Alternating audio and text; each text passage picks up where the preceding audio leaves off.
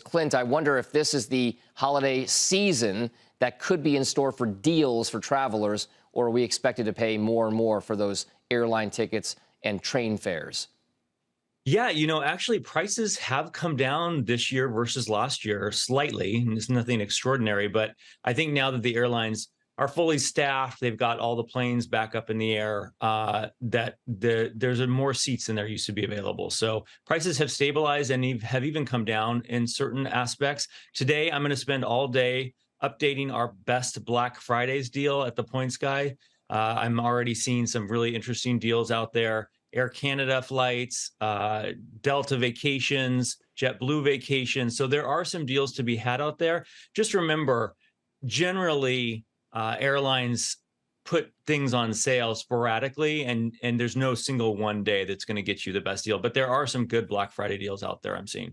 Clint, I've been seeing a lot of emails pop up in my inbox with regard to fare sales that airlines have been having. You mentioned JetBlue. I've seen some from Alaska Airlines. Are there particular destinations or types of trips or packages, vacation packages, that are going to be on sale per the research that you've hinted at doing so far?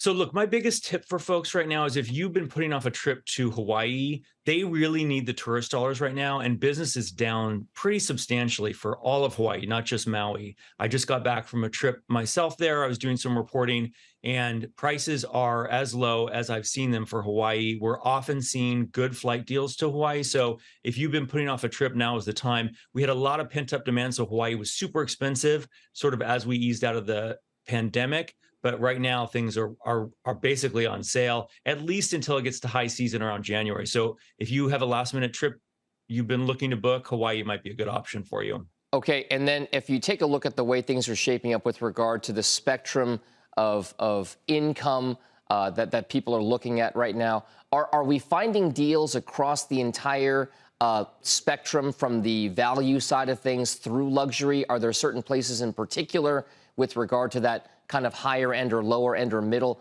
that are seeing a lot more activity these days based upon what people are looking for?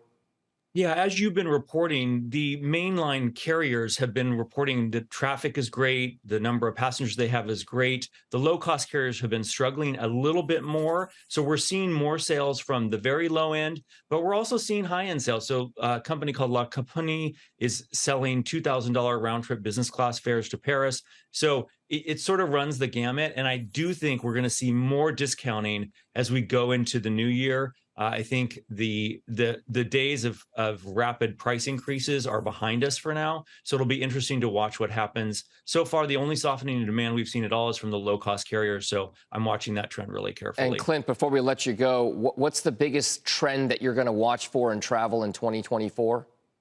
I think pricing is really interesting. We're really keeping a close eye on the airlines to see how they perform next year. Now that all that pent up demand is sort of getting worked out of the system, I'm really curious about Europe because Europe has been extraordinarily expensive, but I'm starting to see some anecdotal evidence that demand may be softening for Europe. So Europe even may be on sale in the coming year. So I'll watch that really closely.